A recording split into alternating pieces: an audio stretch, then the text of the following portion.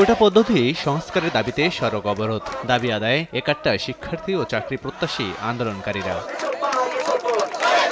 উচ্চ আদালতের রায়ের পর আবারও সরকারি চাকরিতে কোটা ফিরে আসায় ফুঁসে উঠেছে শিক্ষাঙ্গন। মঙ্গলবার দুপুরে ঢাকা বরিশাল মহাসড়ক অবরোধ করে বিক্ষোভ করেন বিএম কলেজের শিক্ষার্থীরা। 56% কোটাকে বৈষম্যমূলক ও অযৌক্তিক দাবি করে তারা। কেউ কেউ আবার কাফনের কাপড় গায়ে জড়িয়ে রাজপথে নামেন। দাবি তাদের একটাই, সব চাকরিতে কোটা বাতিল করে মেধাভিত্তিক নিয়োগ। আমরা এখন বলছি যে 18 পরিবর্তন হল না, আমরা বলছি সকল চাকরির ক্ষেত্রে সকল গ্রেডের ক্ষেত্রে কোটা বাতিল করতে হবে। 100% মেধার দাবিতে যেন আমাদেরকে জাজ করা হয়। আমাদের যে কোটা সংস্কারের যে দাবি, সেই দাবি ততদিন আদায় না হবে ততদিন আমরা এই কাপড়ের কাপড় পরে বারবার রাজপথে আসবো।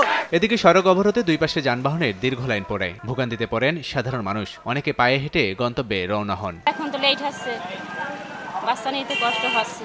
আমাদের 1 মাইল ধরে নামায় দিছে হাইডা, এখন কোথায় যাবো পাচ্ছি না গাচ্ছি না। এখন তো রাস্তা তো মনে করেন জামজগড়ে আছে, এখন তো আর কিছু বলার নাই। এই যে হাইটে যাইতেছি, গরমের মধ্যে ঘামিয়ে যাইতেছি।